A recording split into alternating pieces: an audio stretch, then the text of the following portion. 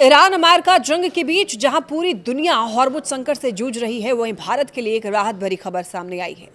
जी हां, खतरनाक हालात के बीच भी भारत का एक और जहाज सुरक्षित तरीके से हॉर्मुज स्ट्रेट पार कर चुका है।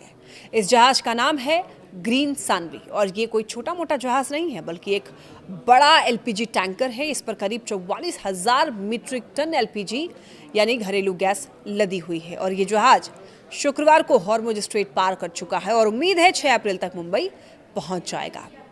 अब आप ये सोच रहे होंगे कि इसमें इतनी बड़ी बात क्या है, तो आइए मैं आपको समझाती हूँ। नमस्कार, मेरा नाम है लक्ष्मी। देखिए, हॉर्मुज इस वक्त दुनिया का सबसे खतरनाक समुद्री रास्ता बन चुका है। ईरान ने इसे कंट्रोल में ले रखा है और हर जहाज को बिना अनुमति गुजरने नहीं दिया जा रहा है। ऐसे में किसी भी जहाज का सुरक्षित वहां से निकलना अपने आप में ही एक बड़ी खबर है।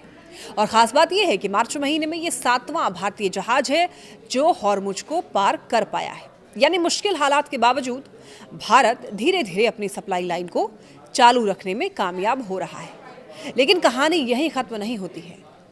अब भी भारत के कई तेल और गैस के जहाज फारस की खाड़ी में फंसे हुए हैं और ईरान से क्लियरेंस का इंतजार कर रहे हैं। जहाज ट्रैकिंग डेटा के मुताबिक ग्रीन सानवी ने ईरान के समुद्री इलाके से होकर एक खास कॉरिडोर का इस्तेमाल किया और फिर हॉर्मुज के पूरब में निकल करके अब मुंबई की तरफ बढ़ रहा है।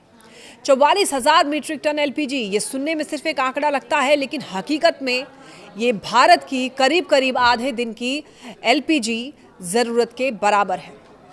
यानी एक जहाज से ही लाखों घरों की रसोई चल सकती है। एक और दिलचस्प बात आपको बताते हैं। एक्सपर्ट्स का ये कहना है कि आने वाले दिनों में 2 और भारतीय जहाज ग्रीन आशा और जग विक्रम भी हॉर्मुज पार कर सकते हैं। यानी राहत की यह खबर यही नहीं रुकने वाली है।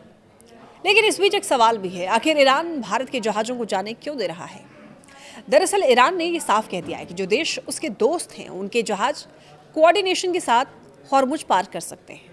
अब्बास अरागची ने खुद ये बयान दिया था कि भारत, चीन, रूस, इराक और पाकिस्तान जैसे देशों को इस रास्ते से गुजरने की इजाज़त दी जा रही है। यानी जहां अमेरिका और उसके सहयोगी देशों के जहाज़ों पर सख्ती है, वहीं भारत को उसके अच्छे रिश्तों का फ़ायदा मिल रहा है। लेकिन इसका मतलब ये बिल्कुल नहीं है कि खतरा भी खत्म हो गया है। जब ग्रीन सानवी हॉर्मुज पार कर रहा था, तब उसने लगातार ये सिग्नल भेजा कि वो एक भारतीय जहाज़ है और उस पर भारतीय क्रू सवार है। ये एक तरह का पहचान सिस्टम बन चुका है ताकि ईरानी अधिकारियों के साथ तालमेल बना रहे और कोई गड़बड़ी भी ना हो। साथ ही इंडियन नेवी भी पूरी तरीके से अलर्ट पर है और ज़रूरत पड़ने पर जहाज़ों को एस्कॉर्ट कर रही है।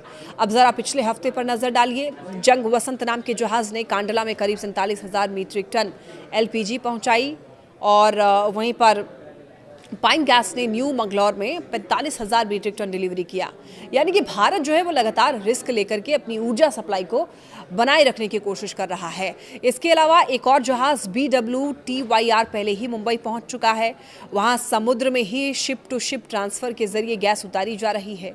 अब देखना ये होगा कि आने वाले दिनों में बाकी फंसे हुए जहाज़ कब तक सुरक्षित बाहर निकल पाते हैं और क्या भारत इस संकट के बीच अपनी ऊर्जा ज़रूरतों को बिना बड़े झटके के पूरा कर पाएगा या फिर हॉर्मुज का ये संकट आगे और गहराएगा।